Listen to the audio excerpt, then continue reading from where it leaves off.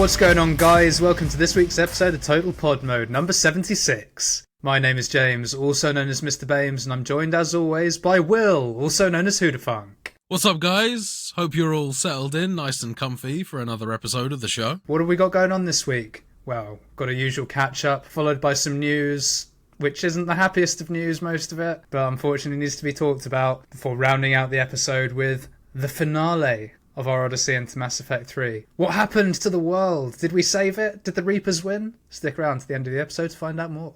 But before all that, let's hit them socials. You can, as always, find the podcast on Spotify, Apple Podcasts, and pretty much anywhere else you get your podcasts by searching for Total Pod Mode. We also post regular video content of our playthroughs, stream highlights, as well as the podcast on our YouTube channel, Total Pod Mode. You can also find us on X by searching for @TotalPodMode, all one word. Or you can find me at Hoodafunk on X, and I'm also on Twitch under twitch.tv/Hoodafunk. And you can find me on X at Mr. Bames, and I'm also on Twitch under twitch.tv/MrBames_TPM. So, Will, catch-up time. What have you been playing this week, man? So this week, I've actually settled into quite a bit of Pal World. I've got to say, I've been really putting the hours in, probably averaging 10, 12 hours so far in the game. Really? That's pretty impressive. Outside of Mass Effect, that is really all I've been playing, and I've been having a really good time with it so far, I've got to say. Please, talk me through what you've been up to. So far in the game, I have set up a mining operation in my solo playthrough, and I've also been playing with Liam and Jem. Shout out to the guys. We've been joining a server hosted by Jem where we've been exploring the map as well. Pretty much doing the same things, but the main gist of the game is your typical survival stuff. However, very quickly you can negate a lot of the survival mechanics, such as needing to feed yourself and being in safe, warm environments, mining, gathering wood, that sort of thing, by capturing the creatures in the game called pals. And forcing them into slavery. Yeah, pretty much. I do have things in the camp like a hot water spring and stuff like that to keep them happy. They've got nice straw beds and things like that. I try and look after them as best I can. This isn't kind of like quite a battery farm just yet. Just lobbed a bit of straw on the floor. So yeah, you can sleep there, you can. That's pretty much it. It's just it's just a block of wood and some straw chucked on it, really. And I say like a hot water spring, it's more just kind of like an outdoor fountain that I let them play in. But, you know, regardless, they enjoy their time working there, or so I think. Oh, they've said that to you, have they? They haven't communicated that to me, but it does actually tell you on the screen how they're getting on. They can say everything's fine, or this Pokemon's really stressed and now they're overeating. There's all these different things and status afflictions that they can get. Things like fractures on the job and other things like that. So you do actually have to look after these guys if you want them to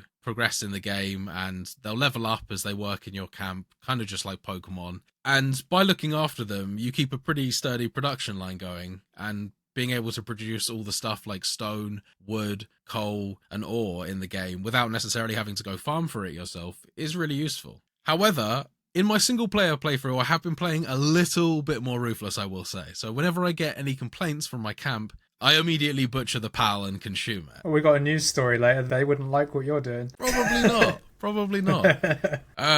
We've been treating them pretty nicely in the multiplayer playthrough. Whenever they get tired, we retire them to the box for a bit, and that's kind of their cooldown area where they can reset to neutral. But with my single-player playthrough, I have been eating a lot of the pals. Very quickly, I've discovered that they have a lot of important resources on them that you do need to power and build some of the more advanced structures in the game, like a kiln.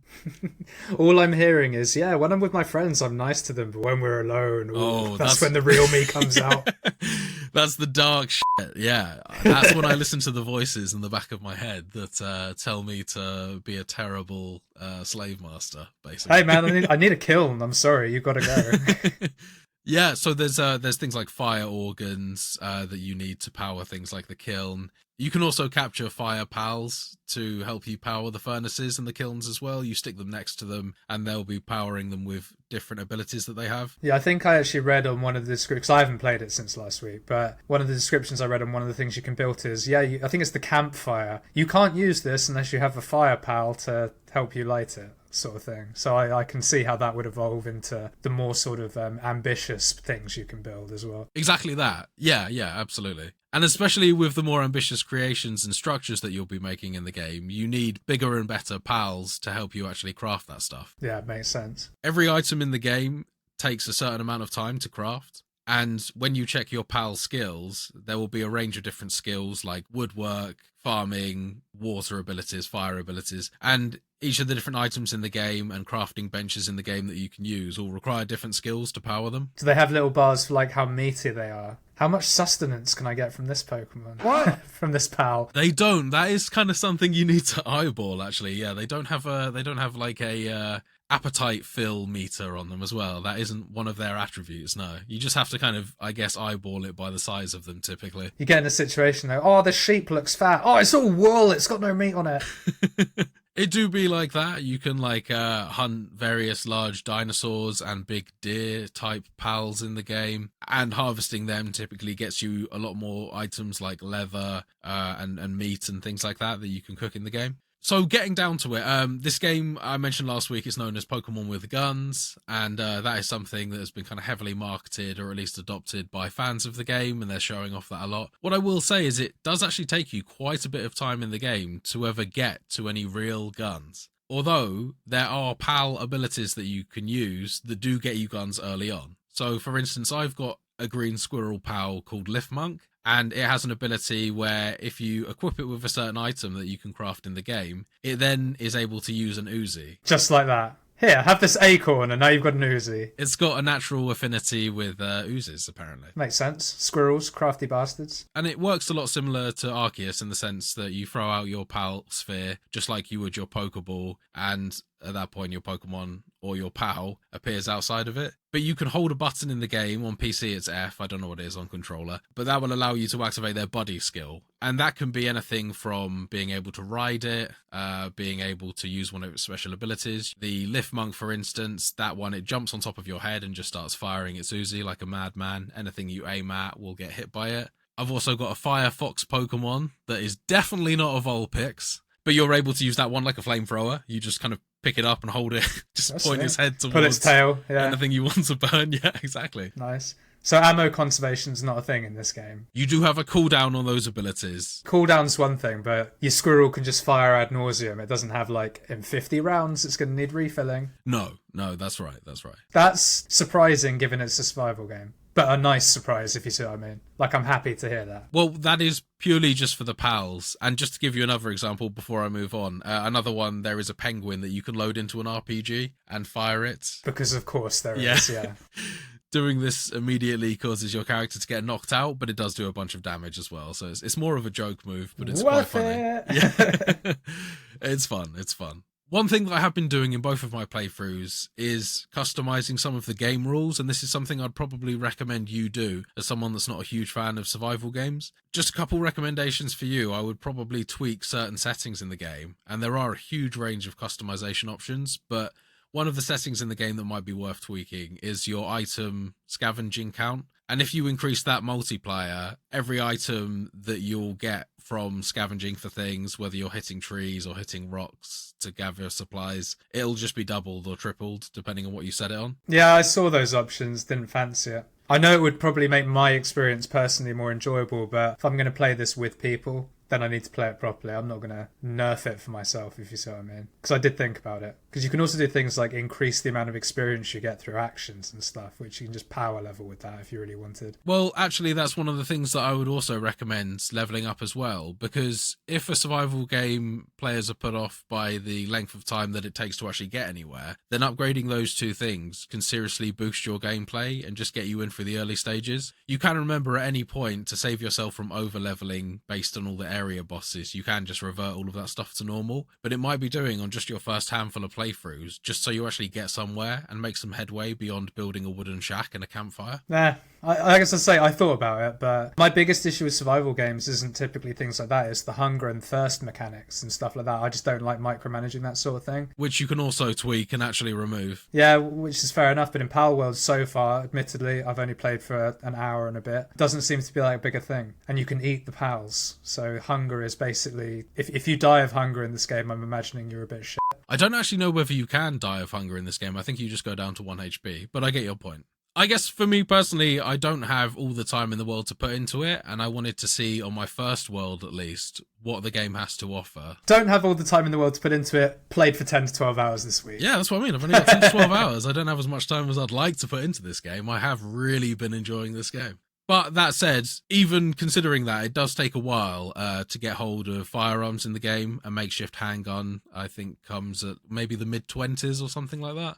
So it's a while before you even get stuff like that. You're relying on a crossbow for quite some time. You say you can't get a gun straight away. There's an NPC you meet like straight away who has a gun. I didn't try, but can you knock him out and steal his gun? No, you can't steal guns from NPCs in the game, unfortunately. Even the human enemies that you encounter in the game, you can't steal their gun. Oh, that's a shame. But I did confirm that you can just steal them, which is something I've done, and I've built up just a small army of human workers. They're not particularly useful, unfortunately, and it says that it's inhumane to do that. Irregardless of that aspect in things, they just really pale in comparison to the PALs in terms of their, like, workability. Can you eat the humans? You can eat the humans. Once you capture a human in a PAL sphere, which is the equivalent of a Pokeball, they are treated from that point like PALs. You can even pet them.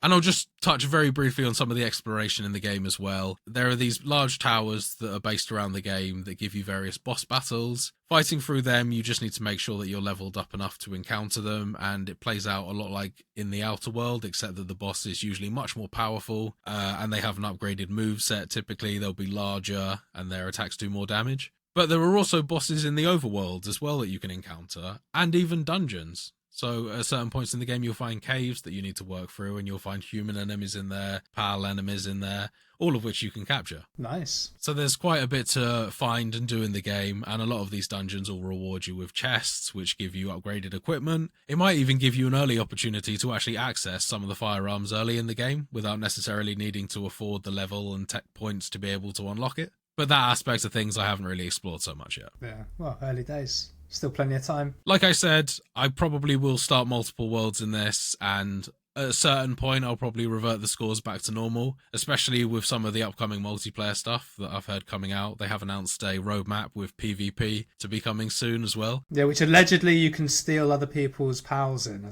which is causing a bit of a wave of outrage to form, which I agree with. I don't think you should be able to steal other people's Pokemon or pals. That's like an unwritten rule. There's a lot of unwritten rules that I feel like Pal World breaks in this. There's no labor laws in the world of Pal World.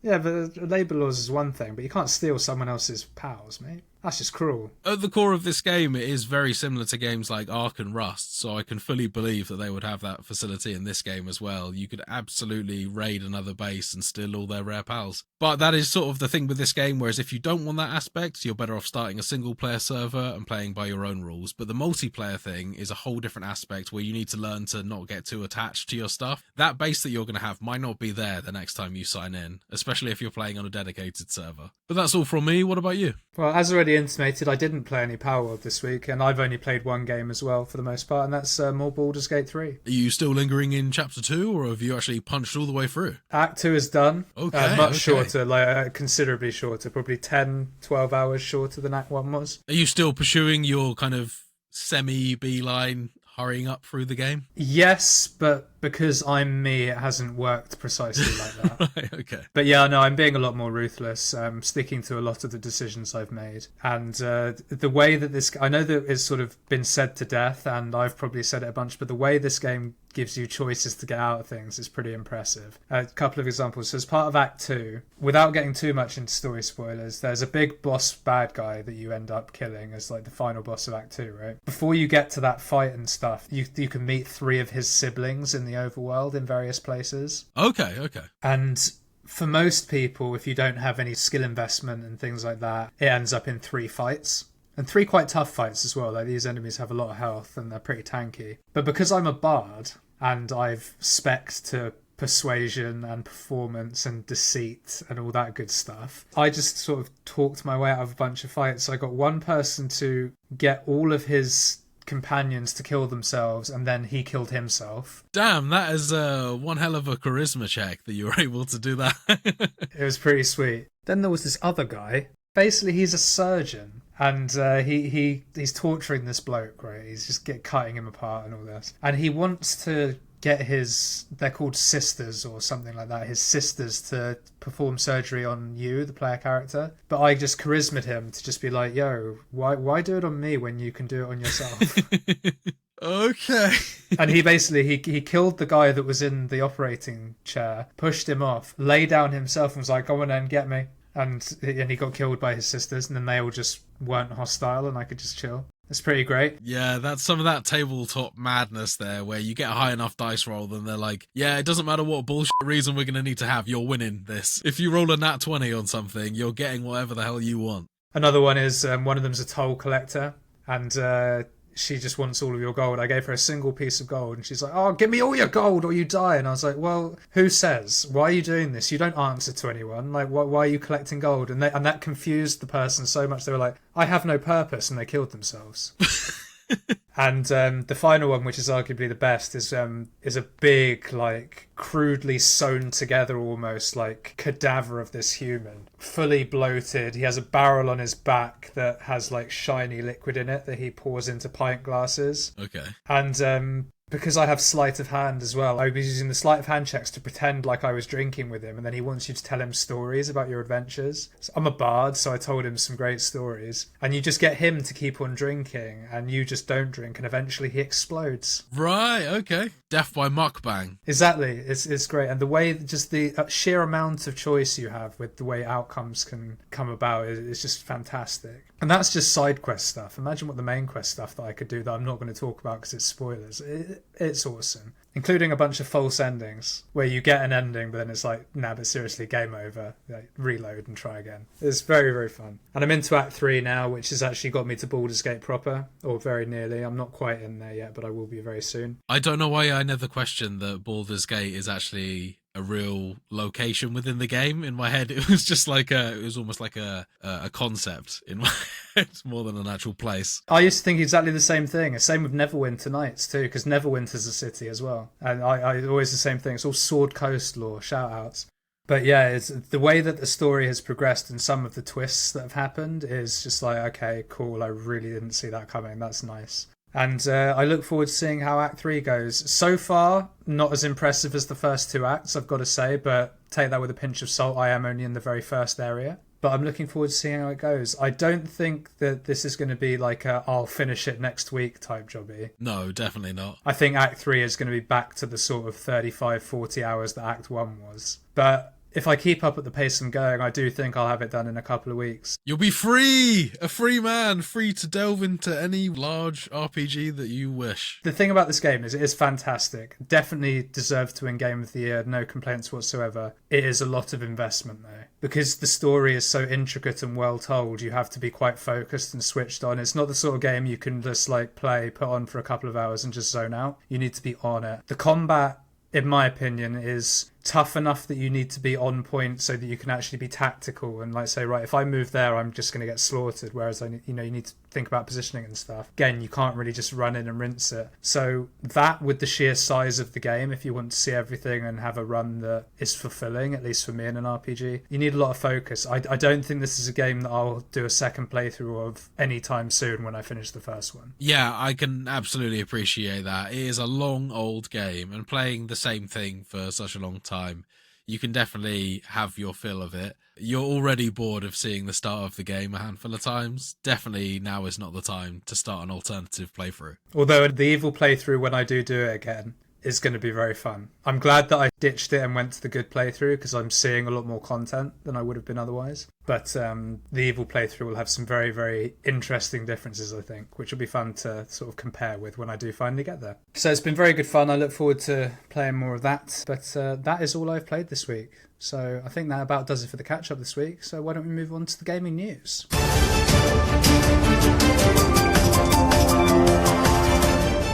With our first story this week, unfortunately, we're starting off on a very negative note.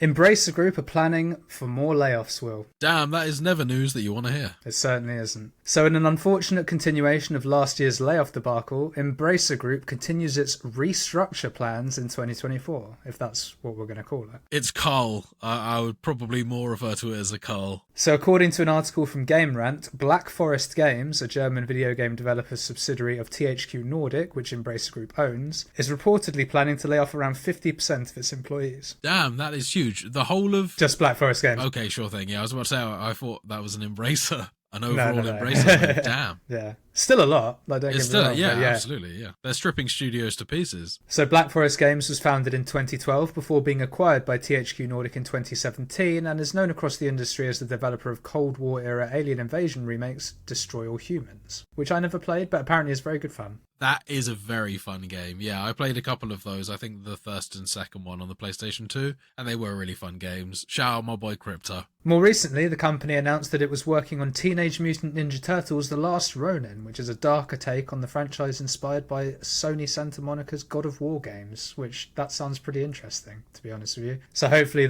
these cuts don't affect that, because that sounds like it could be quite a fun little beat 'em up. But according to a report from Kotaku, Black Forest Games announced to its staff on 24th of January that the developer plans to cut around 50% of its workforce, with management promising to provide more information by next week, which is this week at the time of release. The article went on to say that the source confirmed that most of Black Forest Games' upper echelon, including creative directors and managers, would be safe from the layoffs. Surprise, surprise.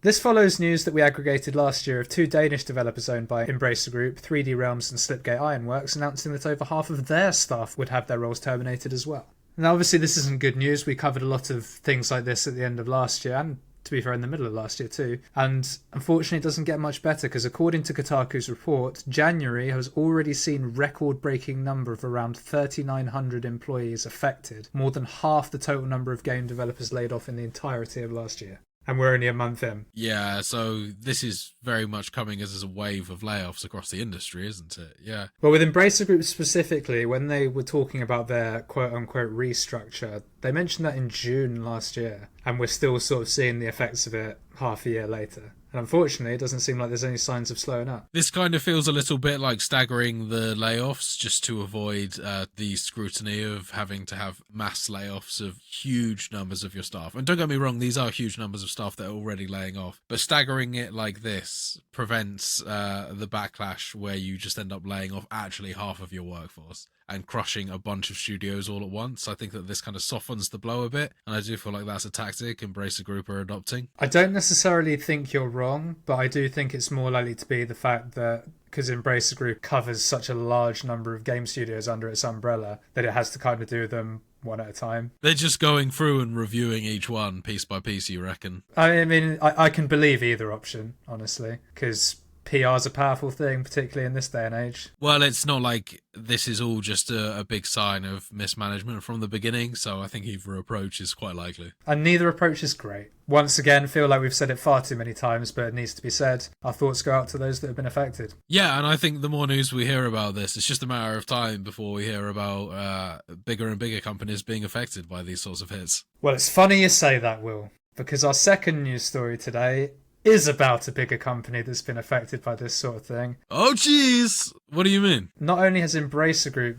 been announced some cuts, but Microsoft is cutting just under 2,000 jobs, 1,900 jobs from its video game division. Right, okay, that is a big surprise, especially given that I was talking up the old Game Pass last week. I thought that the Microsoft Games division were rolling in it. What are they going to do with all of these studios that they've acquired if they don't have any staff? So, dude, pinch of salt with this one, which we'll get onto, because it's kind of to do with the acquisition, which kind of makes it a bit more understandable, but even still. So according to an article from GameSpot, Xbox head Phil Spencer spoke about the painful decision to reduce the number of people in the Microsoft video game workforce in a memo sent to staff. Spencer wrote in this memo, "As we move forward in 2024, the leadership of Microsoft Gaming and Activision Blizzard is committed to aligning on a strategy and an execution plan with a sustainable cost structure that will support the whole of our growing business. Together, we've set priorities, identified areas of overlap, and ensured that we're all aligned on the best opportunities for growth. As part of this process, we have made the painful decision to reduce the size of our gaming workforce by approximately 1,900 roles out of the 22,000 people on our team." So still very significant. That's almost 9%. It's like 8.5% of your workforce. But as I mentioned, there's kind of I never like saying a good reason because that's not correct, but there's kind of a understandable reason for this. So obviously last year Microsoft was finally able to close its $69 billion acquisition of Activision Blizzard. And acquisitions such as this often lead to a lot of layoffs due to the overlap referenced by Spencer in his statement, although it's unclear what portion of the 1,900 layoffs are attributable to this. As Will has stated, the figure amounts to almost 9% of all Xbox employees, and one of the names specifically called out was Blizzard president Mike Ibarra. Now this may come as a surprise to some, but again, changes in presidents and things like this can be a direct result of major acquisitions because, Phil probably wants to get his own people in those roles now that he owns the company, which is, it's understandable. Not that it makes the news any less distressing, particularly following last year and our first story. And I believe as part of this, it also referenced Rockstar and Bungie making cuts as well. So just to sort of add to the big companies doing the cuts as well, it's all seems to be kicking off. Not nice. Although, as I say, with the Microsoft one, at least there's potentially some reasoning behind it because they're trying to streamline following the acquisition, but still not nice. Yeah, absolutely. It's going to be difficult for people working in the company, although perhaps a little bit anticipated given the volatile nature of acquisitions like this. When you've got so many people in the mix and new ideas and things coming into the company, I think it was a really valid point that you made there about wanting to get some of the Microsoft DNA embedded within those companies. So roles there that they've actually able to choose for themselves, choose the people that they hire into those roles, can make sure that going forward the companies can kind of adopt the overall Microsoft ethos, and that will definitely be what they're looking to do. Hopefully things will settle down and maybe they even start making new hires because they have to get loads more people on for all these games that they're going to be doing now. That we hope they're doing. And yeah, let's just hope that things settle down. I mean, if you've laid off a tenth of your workforce almost, let's just hope that that's enough. So after the potentially depressing first couple of news stories, I thought our third news story today should be something with a little bit more comic relief. Although you could argue it still is a relatively serious topic, but I just enjoy laughing at this lot. I'm finding it very difficult to take this seriously given the context of what we're about to talk about. Exactly. We've been talking about Pal World a fair amount this episode, and you couldn't have a game where animal death is involved without Peter getting involved, could you? According to Game Ram once again, the People for the Ethical Treatment of Animals, PETA, have issued a statement about the supposed animal cruelty in Pocket Pairs survival game Power World. It's very weird, and that context that I was talking about was the fact that we're talking about digital fictional creatures. That's always the argument though, right? They always come for these games. So as mentioned by Will on last week's episode and on this week's episode, one of the mechanics present in the game is that one can kill and eat pals in order to survive. Honestly, that's one of the more innocent uses for the pals in the game, considering what else you can put them through. Exactly. And perhaps unsurprisingly, PETA aren't particularly happy about this, because of course they're not. So as a result, they got in touch with Insider Gaming and said the following. PETA has already heard from many Pal World fans who have no interest in eating pals and want a vegan guide created for the game. It's Veganuary after all, and gamers want to help animals by eating vegan in their game worlds and outside. Well, what I gotta say is, number one, they're only picking up on the fact that you eat them, and there's nothing about the fact that the whole ambiguous labour laws, working your pals to the bone in a furnace, somehow that hasn't garnered enough attention. But also, the case that you can totally be a vegan in this game. You can just sit there and eat red berries for your whole playthrough and bread and things like that. Oh, perhaps not vegan then with the bread. I'm sure that you've got other ingredients. You can be veggie though. You don't have to eat the pals. Yeah.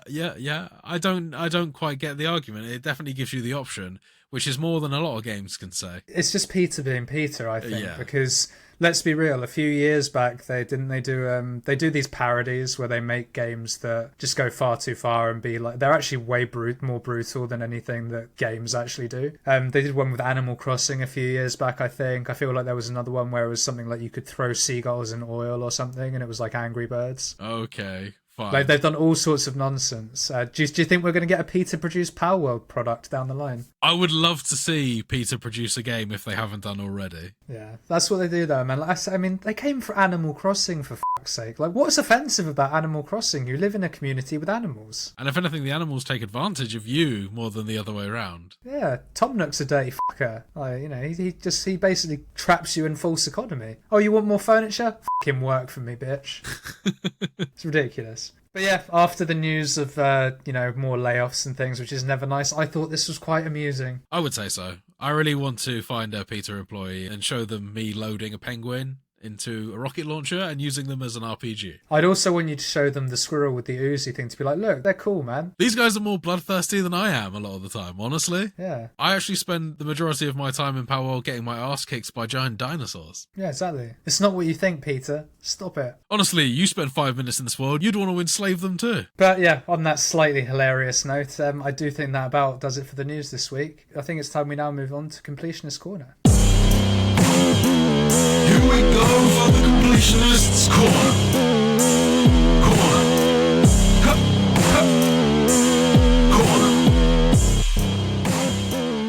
So we pick up our story having just resolved the conflict between the Geth and the Quarians, who had been fighting over the Quarian homeworld of Rannoch. Upon returning to the Normandy, Shepard receives a message from the Asari councillor asking them to meet her in Udina's old office on the Citadel. Shepard heads to the Citadel and meets with the Asari councillor, who explains that there is an artefact on the Asari homeworld of Thessia that may assist with completion of the Crucible. Shepard isn't best pleased that this has been kept secret until now, but the Asari councillor states that it had to be kept secret as, apparently, in the wrong hands this artefact could be deadly. She gives Shepard the coordinates of an ancient Asari temple where the artefact is being held and sends Shepard on their way, saying that a team of scientists looking after the artefact will be expecting them. En route to Thessia, Shepard discusses the situation with their Asari squad mate Liara Tassoni, who is upset that her homeworld is being invaded by the Reapers. After either comforting her or telling her to suck it up, depending on our playthroughs. Guess who did what? Yeah, take a wild guess. The crew lands on Thessia, which, due to the Reaper attacks, resembles a pile of rubble rather than a vibrant society. Shepard, Liara, and a crew member of our choice make their way to a nearby outpost where they meet an Asari lieutenant named Kurin. Before Kurin can give us a sitrep, the makeshift barricade being used to block the Reaper forces from advancing is destroyed, and a fight ensues. The hole in the barricade is patched up by an Asari biotic, whilst the waves of Reaper forces are taken care of by Shepard using a nearby mounted gun. Very conveniently placed, isn't it? God love that shit. I found myself at that point asking why Shepard was the one on the cannon, seeing as we had the important mission to do. That kind of seems like really putting yourself in the hot seat there, and if they're going to shoot anything, it's going to be that. It just seemed like an odd choice to be jumping on the gun. Especially in your case, because you're a biotic. Why weren't you patching up the wall while the Asari sorted their own shit out? I kind of feel like this was just an excuse to stick another turret section in the game. There's been a few of them so far, and I guess they think that they're fun or something. Yeah, the first one was. The second, third, fourth and fifth probably weren't as fun. Yeah, not so much. Not so much. With the Reaper forces subsiding, for now, Kurin is finally able to update Shepard on what has been going on, stating that she had been ordered to hold the line in anticipation of Shepard's arrival. She advises that Shepard and co should push towards the temple via another outpost called Tychus. Shepard and the crew fight through more waves of Reaper enemies, including but not limited to husks, cannibals and banshees, the Reaper-fied versions of the Asari themselves, before finally arriving at Outpost Tychus. I really did like fighting these Banshees. I thought these were one of the cooler enemies in the game because they have a few different abilities and it can close a lot of distance very quickly. I agree with you, but by this point I'd already fought them so many times that they weren't exciting anymore. Right, okay. So for me, this was almost my first encounter with them. I clearly haven't engaged with the amount of side content as you had. So. Oh yeah, dude, they're everywhere, man. Yeah. Right, yeah. So this was my first time seeing them and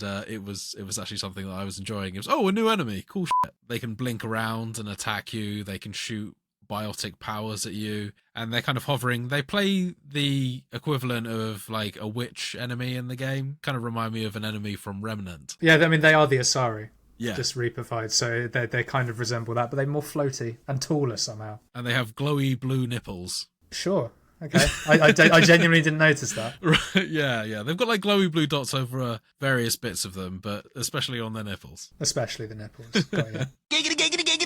From Outpost Tychus, it is a fairly direct route to the temple where the artifact is being held, but this route is blocked by large numbers of Reaper forces. Team Shepherd fights their way through the hordes of Reaper forces before their path is blocked by 2 harvesters, giant airborne Reaper creatures who are tanky lads and lasses. I hated these guys. Avoid them at all costs. In fairness, I don't think you're meant to kill these 2. You can. No, I stayed in cover for this. I killed one earlier on in the game. It wasn't that much of a payoff. I left it at that. Yeah, I killed a few in some side quests, but yeah, these guys are more just, they sort of pop in, attack you for a little bit and then fuck off, really. And as a result, these are eventually defeated or simply leave if enough Reaper mobs are destroyed in the interim, which by the sounds of it is what we both did. Yes, indeed. But this allows Team Shepherd to advance to the temple. Shepherd arrives at the temple and is drawn to the base of a giant statue that occupies the main room. Shepherd senses that there is a Prothean beacon hidden inside this statue, and that this must be the artifact that the Asari Councillor told us about. The crew realises that interacting with certain objects within the temple causes cracks to form on the statue, meaning that if we interact with enough of them, the statue will reveal the beacon within.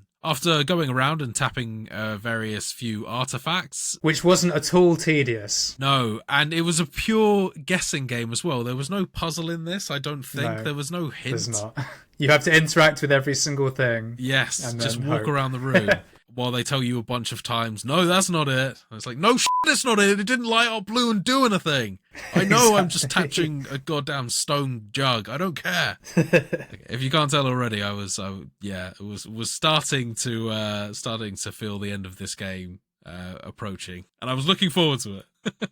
Anyway, with the beacon now revealed, Shepherd is able to interact with it, leading to a conversation with a Prothean VI, similar to Vigil from Mass Effect 1, who we tried to convince to aid us with completing the Crucible. Before we can get a firm commitment, however, the conversation is interrupted by the arrival of Kai Leng, the Cerberus assassin from last week's episode. Rather than attack Shepherds, Kai Leng puts them through to the elusive man via comlink. The now clearly indoctrinated elusive man tries to turn Shepherd around to the idea of controlling the Reapers rather than destroying them, before finally ordering Kai Leng to secure the Thessian beacon. Cue the boss fight music. I wish that actually was boss fight music, so that would have been cool. But we do at this point get a sort of boss fight with Kai Leng. In this boss fight, he's a bit of a puss boy. He kind of attacks you for a little bit, then bails and gets a gunship to come down and just shoot at you. It's pretty much in between every time you take down a decent amount of his shield, he runs off and recharges you whilst the gunship starts pelting you. Yeah, and whilst I liked the concept of this,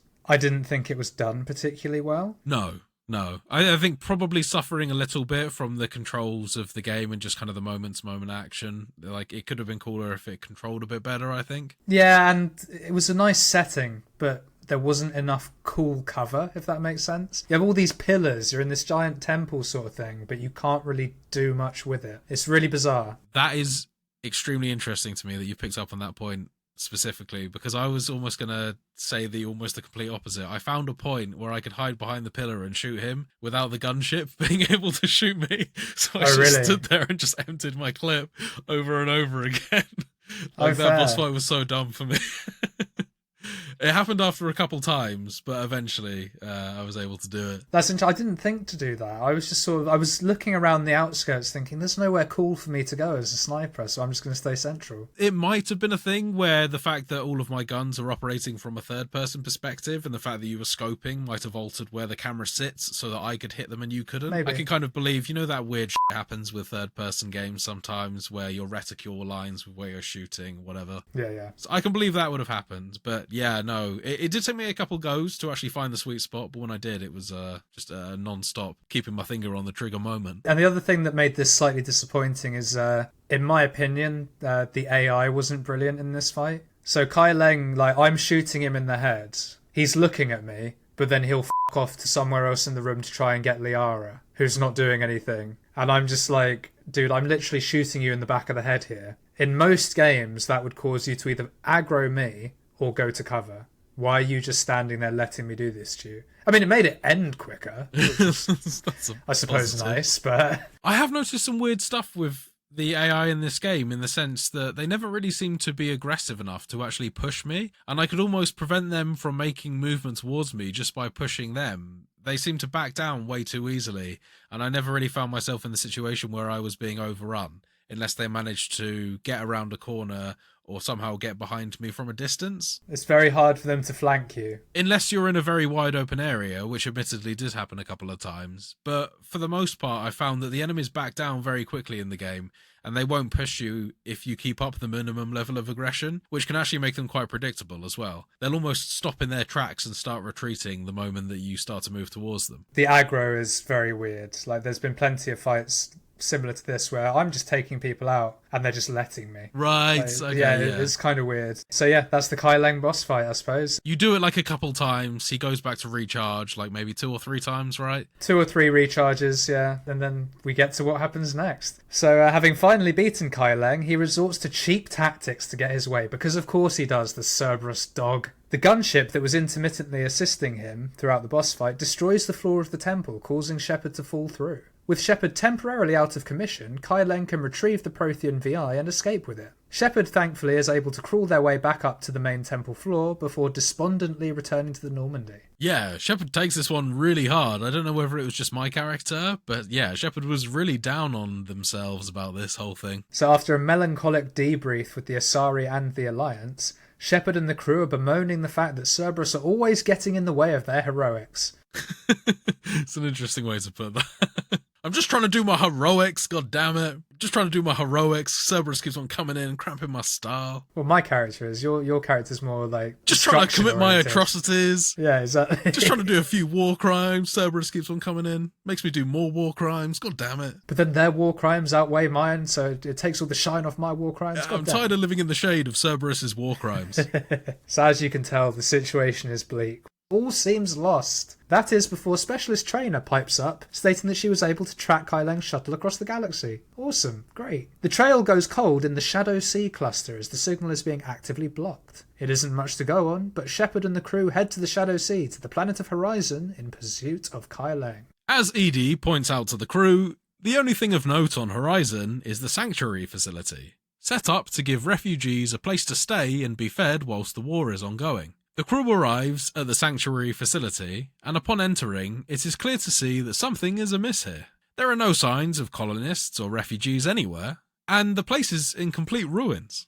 The reason for this soon becomes apparent, which is the fact that the Reapers have attacked. But why would they attack a facility used only for refugees? As Team Shepard explore the facility further, it becomes apparent that this facility isn't everything it seems. The facility is filled with Reaper tech, and at various terminals throughout the facility, video messages from Miranda Lawson, our former squad member from Mass Effect 2, and James's character, Julius Shepard's lover, warning that the facility is actually a cover for a Cerberus research facility run by her father, Henry Lawson. It turns out that Cerberus have been using the refugees as test subjects for their experiments on how to control the Reapers, luring people to the facility under the guise of helping them, the bastards. As Team Shepard head further into the facility, they have to fight their way through hordes of Reaper forces en route to the facility's central comms tower. Upon reaching the control tower, we finally confront Henry, who is holding his other daughter, Oriana, Miranda's twin, at gunpoint. Epic parenting there. He proceeds to provide a little more context around his work at the facility before Shepard is offered a few choices on how to resolve the situation. So in my case, because Miranda is my bae, I'd sort of sorted her out, and she was basically fully powered up for this bit. Right, okay. I told her that Kai Leng was there. I'd like to expect Kai Leng. I gave her some Alliance intel and sorted her out with some other stuff, including my penis, before the mission happened. Is Miranda... Oh, right, so she's actually been in your playthrough the whole game. Yeah, because I did side quests and shit. Okay, yeah.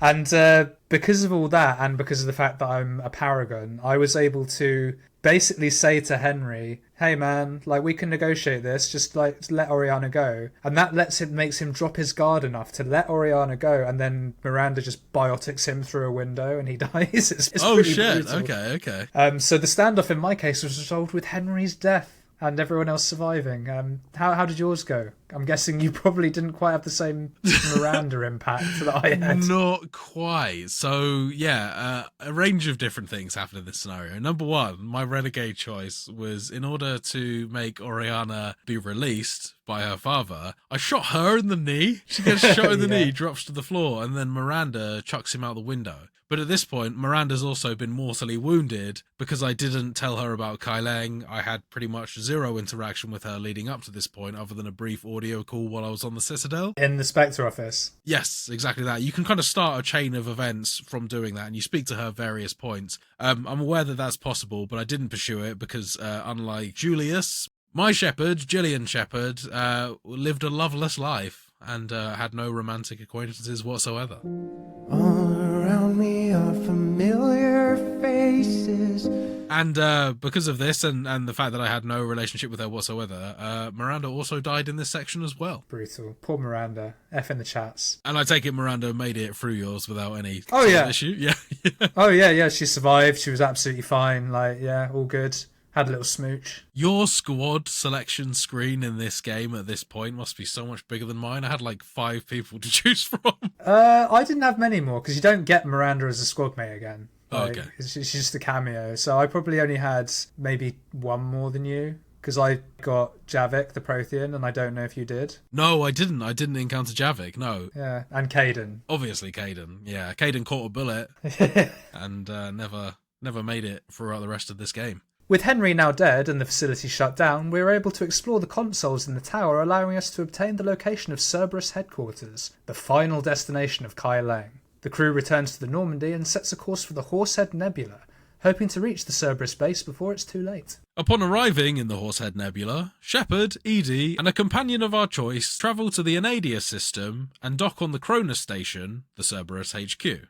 Oh, if only it were that simple though. Shepard's Kodiak shuttle is shot at relentlessly by Cerberus fighters, leading to a rather uncouth landing in the Cerberus shuttle bay. After fighting their way through multiple Cerberus troops, and having to avoid Cerberus shuttles which would intermittently launch through the central atrium of the shuttle bay, an announcement comes over the Tannoy system stating that there has been a security breach and the shuttle bay is going to be vented. Thankfully, Shepard is able to escort Edie to a terminal in time to prevent this from happening, although the shuttle bay remains locked down, meaning that there is no obvious way to continue further into the base. Thankfully, the ever-crafty Commander Shepard comes up with a scheme that we will refer to as Operation Make Your Own Door. Using the shuttle bay's control terminal, Edie is able to rotate the shuttle platforms so that instead of the shuttles firing out of the base into space, they fire into the base, not into space. Walking through the new fighter-shaped doorway that we've created, Shepard and the crew advance deeper into the facility, cutting their way through swarms of Cerberus troops. At various intervals throughout our journey deeper into the facility, the game gives us further insight into the Lazarus Project,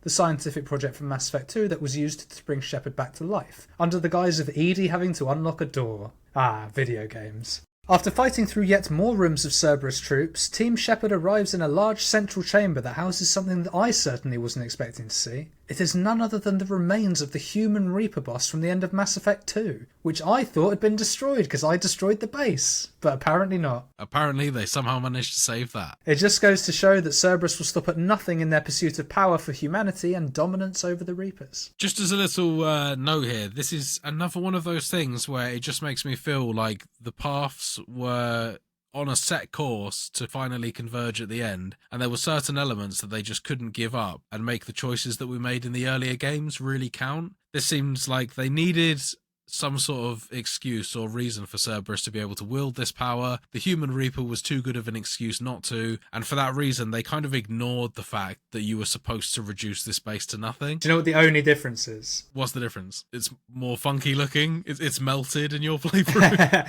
No, do you know what that would be? I'd respect that. I don't even think it's that. The only difference is that we get a different war asset as a result of finishing this mission. Okay. I forget which way around it is, but I think I would get the heart of the Reaper and you got the brain of the Reaper. Right, okay. Don't know what the difference it makes, but you're right. It's basically the same. It justifies the same means for Cerberus's progression into all of the shady stuff that they're up to in the game. But it's a shame because I'd have liked to have seen a bit more of a difference there. Maybe there could have almost been like another side to the war asset system where you could also diminish enemy resources based on your actions in the previous game. That would have been a concept that they could have played with. Alas, it wasn't to be. Anyway, after a final fight against yet more Cerberus troops, the crew finally arrives at the office of the elusive man. The same office that we gushed over in our rundown of Mass Effect 2 due to its epic view. Yeah, lovely office this. And I clocked this just arriving within the system itself. You could see the giant, I think it's like a red giant or something like that The in planet, the background. Yeah. And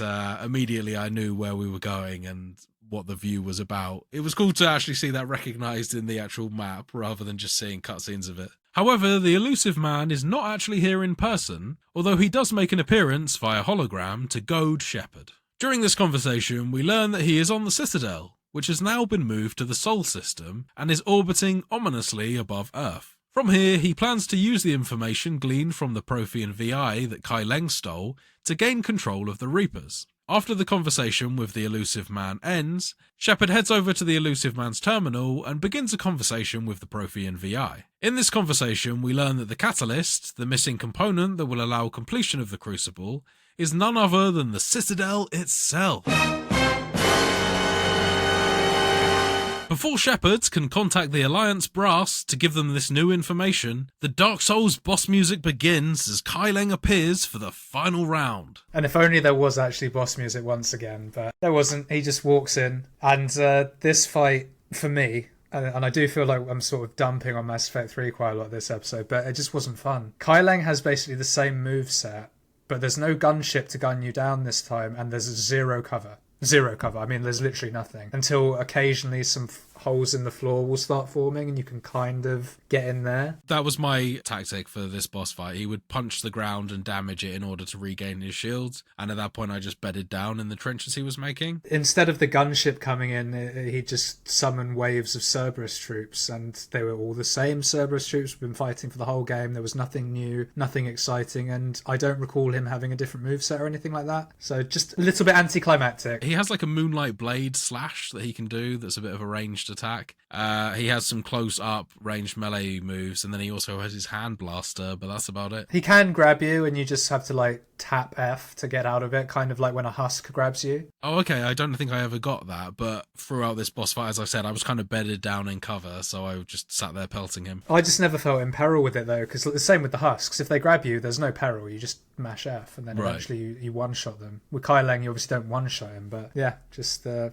pretty nothing fight. I would have liked something a bit more. If this is phase 2, if you like. I would have liked a different moveset, maybe. Yeah, seeing something a bit more would have given him a hell of a boost, because there is a precedence for boss fights or semi-final boss fights like Saren in the first game. He actually had multiple stages during that. You thought you killed him, you thought it was entirely over, and then he assumes an entire new form. So I would have liked to have seen something similar to that, even as kind of like a bit of a rip-off or even like homage to Saren. Something like that, where Kai Leng just disintegrates into a crazy robot thing that Cerberus has been cooking up. Exactly. Just a bit disappointing, really. So with Kai Leng defeated once and for all, Shepard and the crew return to the Normandy for one last briefing before the final assault on the Citadel. Admiral Anderson calls, and Shepard explains the reason why the Citadel is now over Earth and tells Anderson that they will be arriving soon. Hold in there, Anderson. I know things are looking grim, but we'll be there shortly, buddy. Exactly, but not before, Will, we can have one final dream sequence. Oh, God. I tried to block this memory out of this goddamn dream sequence. Yeah. This one was the same as the other two.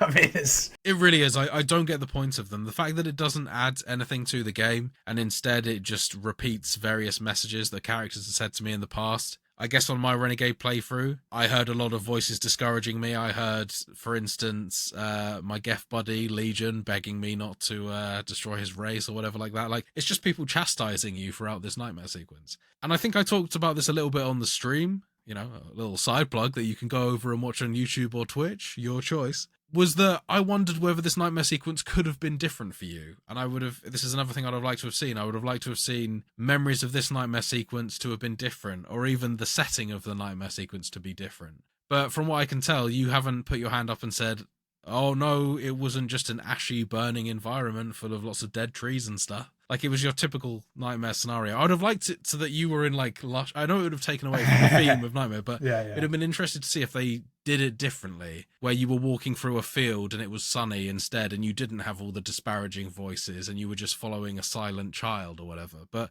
once again, this is just a missed opportunity, I feel. I have a theory on what these are about that we'll cover at the end. I'm really keen to get into that because I don't get it. Yeah, I'm probably clutching at straws. I will say that there is no difference. I've done Renegade and Paragon playthrough. There might be a different voice that says something slightly different. I honestly didn't pay attention in this section, so apologies for that. But I doubt it, honestly. I think it's just memories and like stuff. And what I think these dream sequences, and in fact the entire meeting with the child is, I'll get into once we've covered the end, because the end comes into my theory. Sure thing. If you see what I mean. But yeah, this was just fucking pointless. Killed all the pace of the game again. I didn't like these. Any of them. Not a single one. Even with my theory, it's not worth the payoff, in my opinion. Anyway, enough of that nonsense. As Team Shepard arrives at the Sol system, we are greeted by a cutscene showing the fleet that we have managed to accrue, our war assets, arriving for the final confrontation with the Reapers. So for me, Will, this was just like fucking shitloads of stuff. I had all the war assets. The bar was overfilled, so I just had everyone. Did you have less stuff? I mean, I know it's hard to say because you didn't see my screen, right? But did you have, like, not a lot of people coming through? It did still seem like the scale of my armada was still pretty hefty, and they did show a fair few of the people chiming in as well. They do a roll call at a certain point in it where they call out and they're like, Quarians checking in, blah, blah, blah. I imagine yours was like 5 or 6 people saying shit, when mine was like, humans checking in, Quarians checking in. And it's just a bit of silence. They're like, okay, let's go. Yeah. Turians? Yeah, we had obviously had some forces working away, but ultimately it was Finn on the ground, and there was this overriding sense throughout all of these scenes that we were getting our asses kicked, which may have been different to what you were seeing in your cutscenes. Oh yeah, I was strong. It was one of those things where it kind of tricks you into thinking that we're going to be okay because we do some damage within the first couple rounds, and then immediately after that, it's just everyone getting rinsed, everyone getting blown up. The troops did not do well in this situation because of my low war assets. Did you hit the minimum mark at least? Actually, I don't know for certain, which is quite annoying. But when I did go back to check before, I'm pretty sure I told you off pod that I was like a hair away from hitting the minimum. Yeah. However, due to some events that maybe we'll get into as we get to the end of our coverage in this, and also because of something that we did speak about on pod, so we'll talk about it now, the fact that I got the Rachni to help. They decimated one of my science crew, so I had stuff going on in the background because of choices I'd made that actually meant that my war assets were diminishing as I was playing. Really? Because I hired a bunch of spiders to work with my scientists, and I think it says like an additional note at the end that the last com thing was just a bunch of people screaming about being slaughtered by spider traitors. Really? Because I saved the Rachni and I didn't get that. Oh, okay, interesting. That is interesting. Unless I just missed it, but... I was going to say, did you make sure to check your war assets and then go and read them whenever there was an update? Oh, yeah. And I just don't recall that being... Because they're on the Crucible bit, right? I don't recall that ever being a thing. Well, perhaps that was because the fact that I was actually using a twisted version of a Reaper Rachni, and you were using the Rachni Queen that was Reaper-fied, and there's some sort of difference therein. I don't know. That's very interesting, yeah. I might have to look into that, yeah. Very cool. But anyway, long story short, I don't think I met the minimum requirement, and if I did, I only just made it, so we absolutely got our asses kicked in the bits coming up in this. I don't think it made a huge tangible difference in terms of the gameplay, though, honestly. I felt like it was just cutscene related. The ending will be affected by that potentially, so we'll get into that, I'm sure. But with whatever size of fleet we have, the final assault will begin with Shepard and 2 crewmates landing on Earth to take out Reaper Hades cannons, which are anti-aircraft cannons, to allow more forces, specifically a group called Team Hammer, to land on Earth to aid with the assault. As soon as the crew arrive on Earth, the fight with the Reapers begins as Shepard's Kodiak is swarmed by cannibals the moment it lands. Shepard fights their way through more Reaper forces until they reach the Hades cannon, which they're able to take out with conveniently placed missile launchers strewn across the map.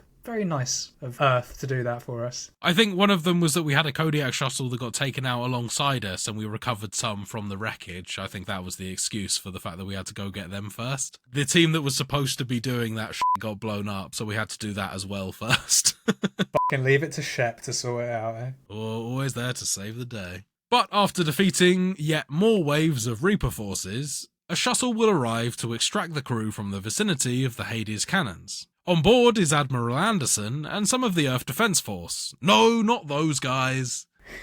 No bugs here. The shuttle takes Shepard and their crew to the forward operating base, where we, the player, are given an opportunity to talk to all of our old squad mates and other key characters that we have met on our journey, essentially doing a run of final goodbyes. And despite my inclinations in the game previously, I did actually make sure to do this out of like a sense of owing it to the game to make sure that I engaged with all the dialogue. I have skipped a lot of content in this game, and I will say that's not in the way that I've been taking this game lightly. I've been genuinely making decisions that I feel like my Renegade Shepherd would make, such as doing things like not visiting Caden in hospital that have cut me out of content, as well as, characters dying on previous campaigns and blah, blah, blah. But I did make sure to say my final goodbyes to everyone. One thing I want to ask you, James, is there is a small room off to the side in this street where you can call up some people via comlink that obviously couldn't be there on the day in the particular street that you're fighting. The only person that I had in that section that I could contact was Zaid. There was no one else that was willing to pick up the phone. I take it you had like several menus and sub-menus of contacts for people that you could phone in the game. Do you know what? No, I had 3. Oh, okay. Well, that's still more people than I could reach out to. Yeah, so I think I had Miranda, Zaid, and then I'm desperately trying to remember. I think Rex might have been the last one. Right, okay. Or like Jacob or something. I can't remember who the last one was. But yeah, no, it wasn't this huge list of people that you might have been expecting, no.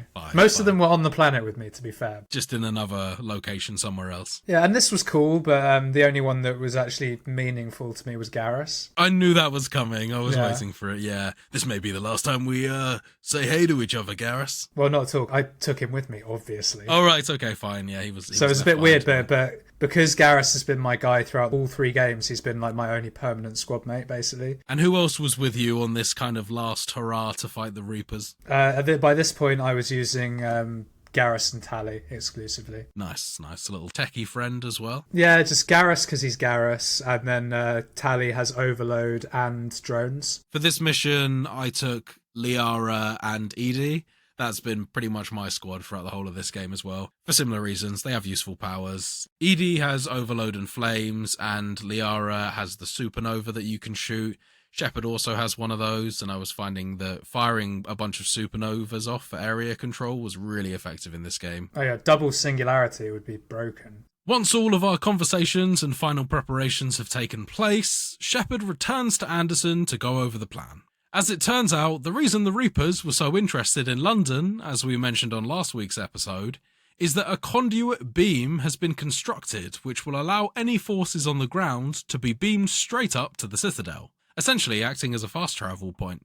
The beam is being guarded by a Reaper destroyer, which needs to be eliminated so that the Hammer team can rush the conduit beam to reach the Citadel in time. Hammer team's main objective is to escort tanks equipped with missiles towards the Reaper destroyer so that it can be taken out. Shepard and 2 squad mates of our choice, as we've just discussed now, are tasked with escorting the tanks on this journey to ensure their safe arrival. Before leaving, our Shepards have an opportunity to give another rousing speech, akin to the one given in Mass Effect 1, only not as well done in my opinion, a little bit lame. Watered down. Same message, just toned down, I'll agree. The team sets out and fights their way through hordes of Reaper forces amongst crumbling apartment blocks and derelict parking lots, clearing the way for Hammer team as they go. Eventually, Shepard and co reach an area called the Thanex Missile Battery, where one of the largest gunfights in the game takes place. In this section, Team Shepard is tasked with surviving 3 waves of Reaper enemies while simultaneously deactivating firewall controls on the missile tanks to allow the missiles to be fired at the Reaper destroyer. I think this is the point in the game where the objective comes up, which is just survive.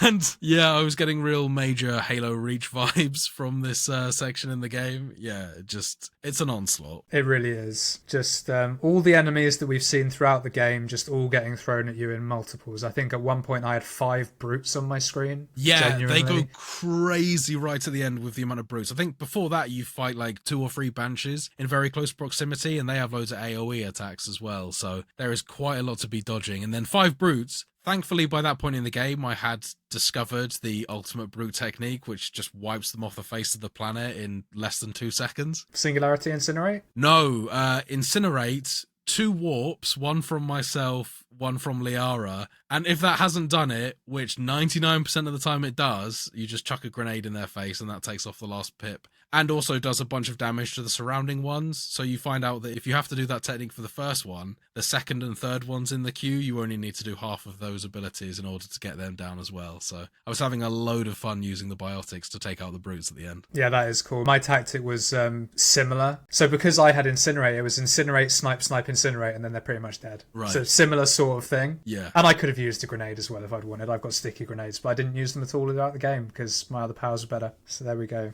So after the third and final wave, the Reaper Destroyer has now moved close enough to Shepard and far enough away from the conduit beam to allow the missiles to be fired into its weak spot, which is basically its own firing cannon, destroying the Reaper and allowing us to progress. At this point, we receive word from Admiral Hackett that a bunch of Reapers have broken off from the fight in space, in Earth's orbit, and are heading towards Earth itself. Shepard and their crew take a truck ride towards the conduit beam, but before they can reach it, the truck is hit and Shepard and co will need to continue their journey on foot. And at this point, I think we're probably going to have relatively different outcomes based on how we've played the games in its entirety, as well as the Paragon and Renegade choices that we've made, and what we're about to choose to do. So at this point, Will, I'd like to hand it over to you. Your truck's been blown up. You're heading towards the conduit beam. The Reaper is well, not the Reaper. Reapers galore are firing at you. Is going down. Take it away. What happened with your characters you were with, and what happened when you eventually got to the beam, if you eventually got to the beam? So this was a little bit of a Saving Private Ryan beachfront moment for me. After that vehicle crash, I was seriously messed up. My Shepard got really beaten up, and it was a slow crawl towards the conduit, whilst I had enemies running at me, and at that point I was pretty much armed with a standard pistol, and you just have to slowly semi-crawl, and in some cases literally crawl, your way to the conduit through the enemies. Also during this moment, I actually lost both of my crew members, Liara and Edie, to a Reaper beam that was coming down from one of the crafts. They just got absolutely annihilated in front of me as I was still making my way towards the conduit. Like deaded? From what I could yeah, like as in hit by a laser beam that I cannot fathom how they survived if they didn't get deaded. Okay, damn. But now that I think about it, events that I saw at the very end suggest that Liara did survive that, so maybe I was just bugging out when I saw it, but I thought I saw them both get wiped off the face of the earth. I can believe Edie's surviving because Edie's still on the Normandy. She just lose the body. But Liara, I'd be surprised, yeah. So I thought at that point I had lost both my crew members. I finally survived my way through past loads of wreckages and more enemies, get to the conduit, and get sucked up towards the Citadel. Giggity. So up on the Citadel, I also hear through Anderson on the radio explaining that he's also somehow made it onto the Citadel as well. And I'm able to speak to him as I'm working my way through the Citadel in order to get to the main control center. At this point, I finally arrive, meet up with Anderson, but I'm also confronted by the elusive man, who at this point has gone full deranged. His face looks half burned away. A lot of his underskin is being exposed as black and blue veins, and he just looks fully twisted at this point. Looks like he's been caught up in some kind of explosion. Interesting. He didn't look like that for me. Did he not? He just looked like his regular self, did he? A bit more Reaper-fied, maybe, but yeah, he wasn't like burnt or anything like that, yeah. He had like black streaks across his face for me. All sorts of stuff going on. I don't recall that necessarily, apart from him maybe being more Reaper-fied, but maybe it's just a different interpretation. At this point, the elusive man, he's having a real power trip. He's talking about his ambitions to control the Reapers and release us from this cycle that they have in store for us. He also reveals that just as he has been controlled by the Reapers, to some extent, Shepard is also being controlled by the Reapers, and actually forces us to put a bullet in Admiral Anderson's stomach during this encounter. So, Admiral Anderson cops one to the stomach, but he does remain standing. However, just before Anderson is about to be executed by the elusive man, we stop him from executing Anderson by shooting him instead. And at this point, the elusive man falls to the floor. He looks back on Earth one time and says that he wished we could appreciate it the way he does. Clearly he hasn't been convinced, and certainly during the course of this whole conversation, we haven't been able to convince him that he is being controlled by the Reapers, and the fact that he is indoctrinated seems to have gone completely over his head. He dies, still in ignorance, and the cutscene plays out that Anderson at this point is still alive, although just barely. He has been shot in the stomach and looks quite in pain. Shortly after we shoot the elusive man, the Crucible docks with the Citadel, and the device is fully complete. At that point, we share a few touching last moments with Anderson, and we get a radio signal from Hackett explaining that something appears to be still wrong with the device, it's not firing, and we need to do something manually. At this point, Shepard drags their beaten up arse all the way to the control point, but actually fails at the last minute and is taken upwards by a platform. We then awaken at the top of the platform, at the very centre of the Crucible, and are greeted by a little boy. A very familiar face, actually. The child from the very start of the game that we saw get blown up as we were trying to escape the Reapers back on Earth. So the child explains to us that we have a choice to make at this point in the game. Upon being weighted with these heavy decisions that the child has instilled upon us to do with the future of the entire universe, my shepherd actually decided that they didn't want to partake in this test or whatever this exercise was by the catalyst appearing to us as a child. And my shepherd, in this scenario, decided that humanity would decide its own fate by actually deciding to not participate in the exercise at all, and actually refused to take part, resulting in the Reapers wiping all life from the galaxy and going ahead with their plan. Wow. So the whole argument for doing this, and this seems a little bit weird that we've been fighting the whole way through the campaign in order to stop the Reapers, only at the very last hurdle to decide that actually it's fine, it can happen. And I'll explain to you the reasons why, and the reasons why I can appreciate why actually this isn't a bad ending in my opinion. I actually kind of like the decision to be made here. The reason for going for this choice is that we lose our free will by being made to pick any of the choices that are presented to us by the catalyst in terms of the way the rest of this goes down. The only way to make a free decision is by choosing not to participate whatsoever. And that was the reasoning that Shepard did in terms of if humanity is going to be eradicated, we'll be doing it via our own free will rather than our hand being forced by some sort of greater power that says, pick from any of these 2 or 3 endings or whatever like that. We said, no, we're not playing the game. And by that virtue, we do perish, but we avoid succumbing to any sort of greater power in the game. That is a very, very interesting justification for that. The ultimate result in the choice of letting the Reapers take over, the game finally ends as we show a world that appears untouched, and the camera pans all the way down into the depths through the cores of the world, where we see a video game hologram of Liara Tassoni explaining the legend of Shepard along with all the mistakes that we made along the way, in hopes that the next version of humanity that does come along, because life will always persevere, that the next generation of beings will be able to learn from our mistakes in the same way that the Protheans left little breadcrumbs for humanity. We've now done the same for the next race that comes along. Yeah, there is actually a cutscene you get with a time capsule at some point with Liara where she asks you, what do you want me to say about you in this thing I'm making? And you can be a dick about it and you can be like, oh yeah, just make me out to be a fucking legend.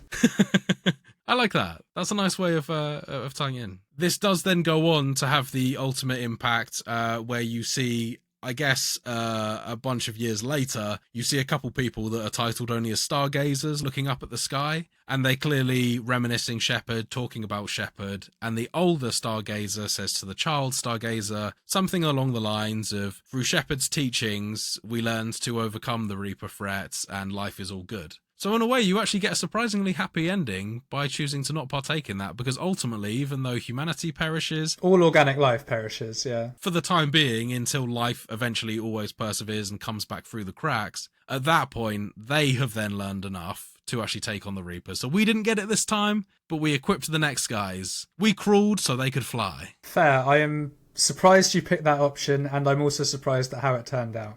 When the truck got hit by the Reapers, I too saw my squad mates get hit as well. However, only Garrus got hit, which was fucking annoying. It really was. Couldn't it have been Tally? Like, jeez.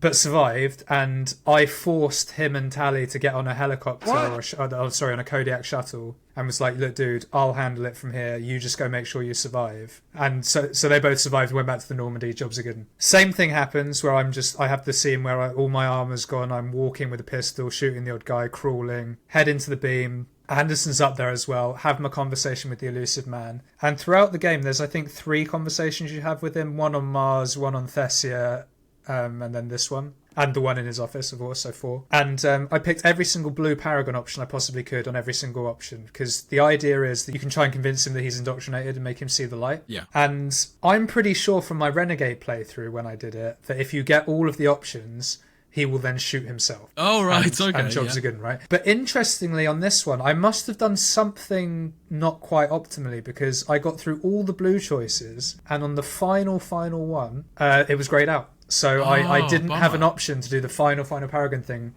So I actually, disappointingly, I had the same outcome as you. I ended up shooting Anderson in the stomach, and I had to do my only Renegade prompt that I did in the whole game. I had to shoot the elusive man. What happens if you don't do it? He shoots you and you get a game over. Really? And you have to go through that whole cutscene again, and you can't skip any of the dialogue. So it's really fucking painful. Yeah, it's That's annoying. a bummer as well, because, again, they could have written around that somehow. They could have made it a Paragon prompt. Like, it's all good. Like, it's really bizarre. But anyway, same thing happens. Me and Anderson have a little one-to-one. He dies in my arms, basically. Get the call from Hackett who says, hey man, the Citadel's not opening. We need you to do something manually. Tap into the console, get it to open. Same thing. I try and walk up. Platform takes me up. Looks like I'm going to heaven. Looks like I've died.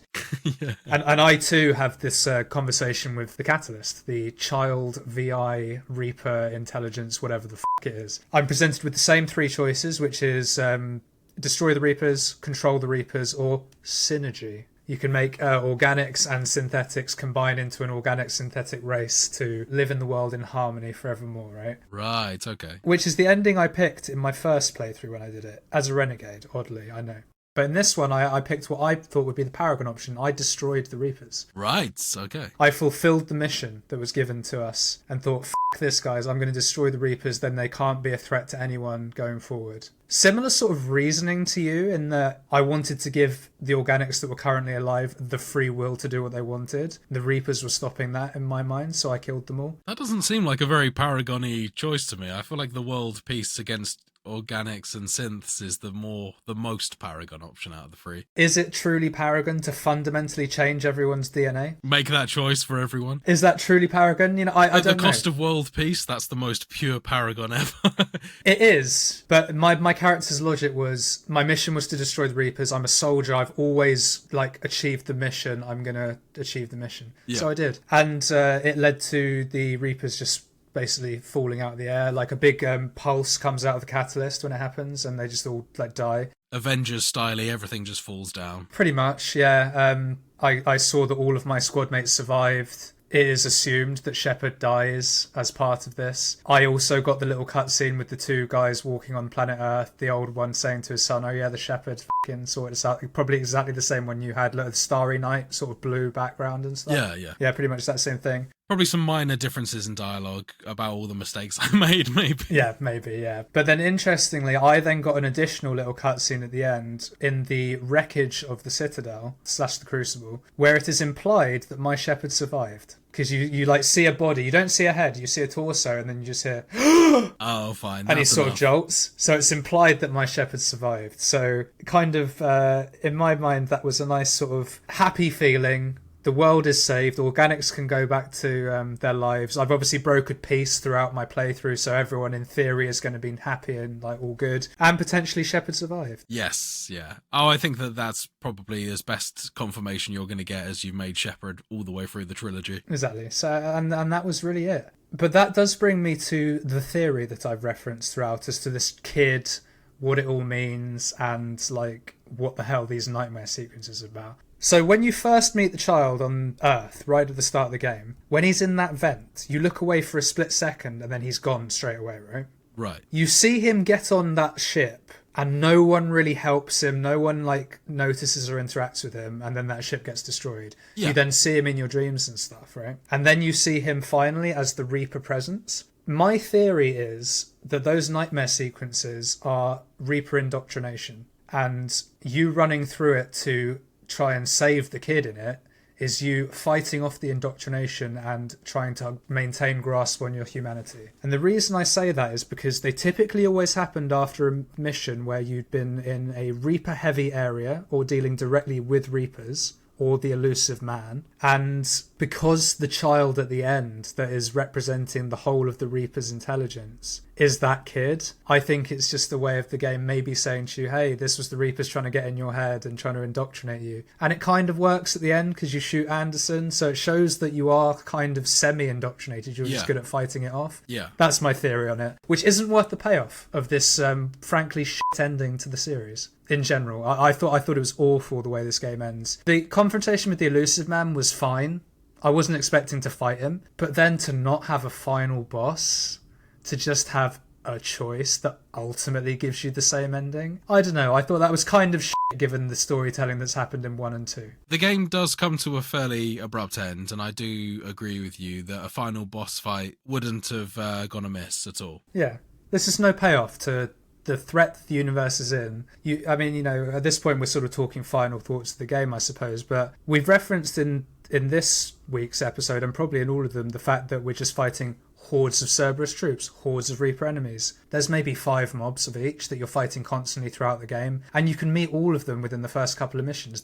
You really don't get anything new. No, I think that especially if you're doing all the side content like that, you're going to be fighting the same enemies over and over again, perhaps more noticeably than my playthrough as well. 100%. I think almost certain. And another thing that I think that the game suffered from was the fact that because this is a carried shepherd on from 2 games previously, or for my case, because I kind of completely switched up playthroughs for my second one in terms of my class approach to the game, I had all of the same powers at a very similar degree that I had at the end of Mass Effect 2. So unlike the progression I experienced in Mass Effect 2, where I was unlocking all of these cool abilities and experimenting with them, this was very much just repeating everything that I've been doing for an entire game up until this point, in a game that forces you into way more firefight scenarios than any of the other ones previously. I felt like there was a lot of the sections in this game that are just third-person shooter heavy, and this one really pushed the dial towards cover shooter and away from RPG. Not to say that it's not an RPG, not to say that it doesn't have plenty of elements involved in that, but in pure percentage time of the game played, I felt like I was shooting my way through enemies way more than I was making decisions in the game, thinking about my build,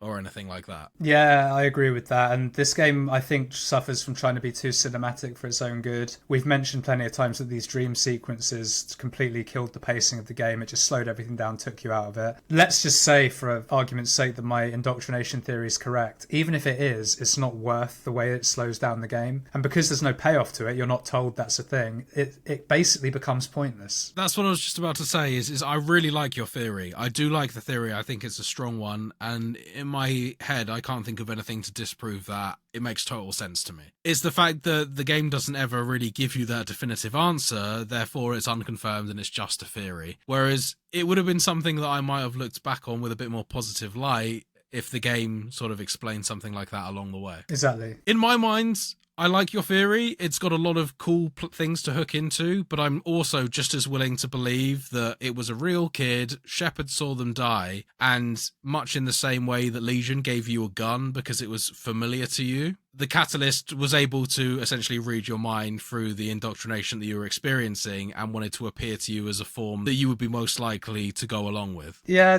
I see that, but then why not be one of your squad mates? Why not be Anderson? Why not, you know what I mean? Why the child that you didn't even really meet? Because the game made a big deal out of the child dying for some reason. I know, it's just madness. It seemed really incongruent with my Shepard as well, because I'm a heartless person. I've sent multiple people to their deaths, extincted races, betrayed friends, all sorts of things in this game. It just didn't make sense to me why you'd be so cut up over a child that you saw getting blown up in the distance. It just didn't really play into the character that I thought I was up until Mass Effect 3. Yeah, and I think that kind of plays into what you were saying about it being more of a cover shooter than an RPG. Even as a Paragon, a lot of the things I had to do were quite Renegade. Now, I do understand that in the sense of this game is set in a desperate time period. You know, the fucking Reapers are going to destroy all organic life if we don't act. There's no time to be nice. But it's an RPG in theory. I wanted to have the opportunity to be nice. And I tried my best. And it just wasn't as satisfying a playthrough, honestly. Renegade in general was a much more satisfying playthrough. It's funnier. It's got cooler sort of interactions, in my opinion. And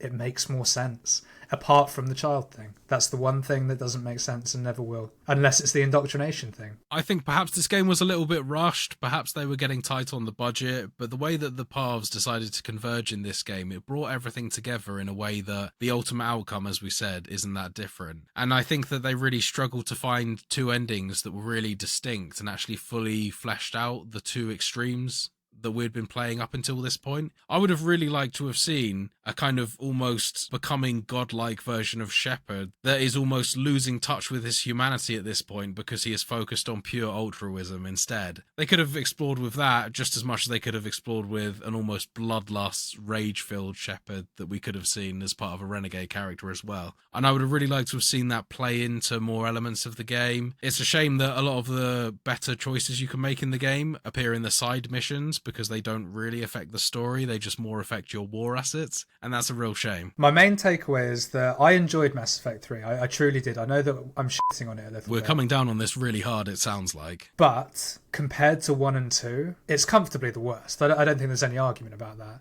And I think I'd package it more as I fucking love the Mass Effect trilogy as a trilogy. 3 as a standalone game, it's the only one where I got towards the end and I was like, well, I mean, if I'm being truthful, probably about halfway through with all the side missions, where I was like, I'm ready for this to be done now. How much of that do you think is owing to the fact that you spent most of that time hiding behind cover shooting enemies, and that's all you were doing for long spans in the gameplay? Hard to say, because I was doing that in 2 as well. And 2 was a pleasure to play. I loved 2. I agree with you, but 2 felt like they were less drawn out, the sections that you had to fight through, so that you weren't going through 5 minutes of enemies at a time. It was maybe a minute or 2. But maybe I'm just misremembering. Yes, the odd collector fight could be quite intense, but for the most part, you're right. It was more storytelling, less reliance on fighting. And the decisions that you made in between those fights seemed to hold more sway. Yeah, a little bit. And to be honest, I think it's easier to do that in the confines of a suicide mission game, which is essentially what 2 is. Yeah. 3 is just collecting as many allies as you can, get to the big final battle that isn't actually a final battle because you just fucking pick an option. And that's my biggest gripe with the game, the end. It's also a very black and white option in the game as well. There's not really any nuance to it,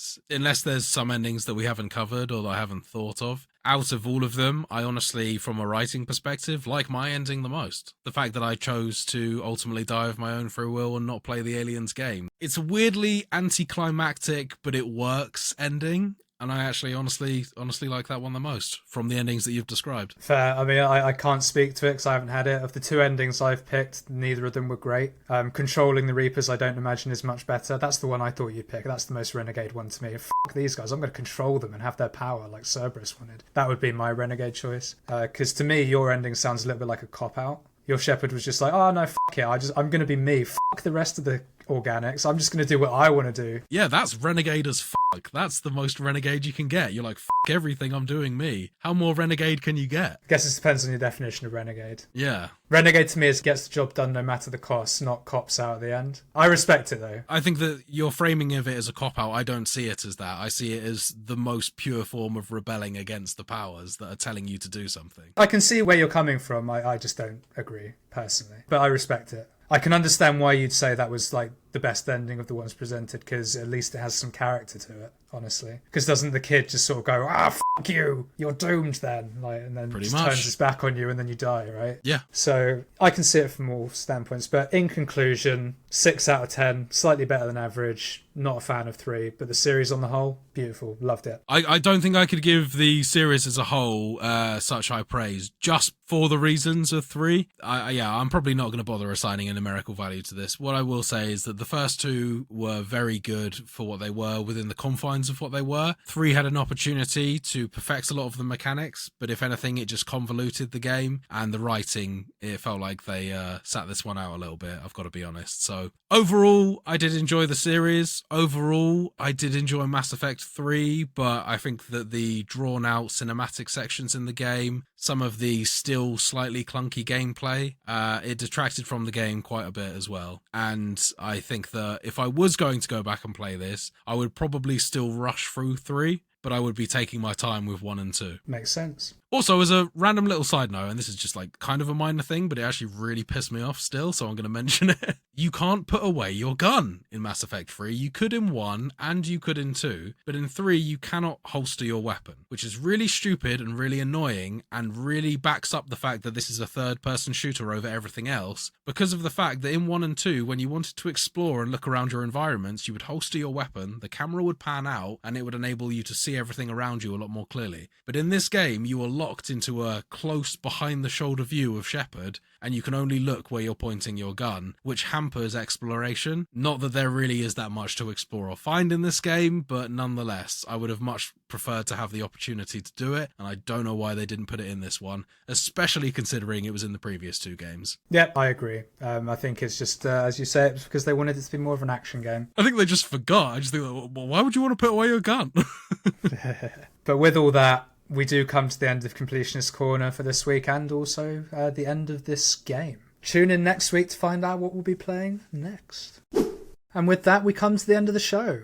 If you've enjoyed what you've listened to, you can, as always, find the podcast on Spotify, Apple Podcasts, and pretty much anywhere else you get your podcasts by searching for Total Pod Mode. We also post regular video content of our playthroughs, stream highlights, as well as the podcast on our YouTube channel, Total Pod Mode. You can also find us on X by searching for @TotalPodMode, all one word. Or you can find me at Whodafunk on X, and I'm also on Twitch under twitch.tv/Whodafunk. And you can find me on X @Mr. Bames, and I'm also on Twitch under twitch.tv/Mr. Bames_TPM. Please do engage, leave us a comment, leave us a rating, 5 stars. We'd love to hear from you. Have any suggestions on things you'd like us to cover, discuss, play? Please do let us know. And do go check out the YouTube for coverage of Will's playthrough of the entirety of Mass Effect 3. Thanks very much, guys. We appreciate all the support we've received so far. Yes, but on that note, we do come to the end of the show.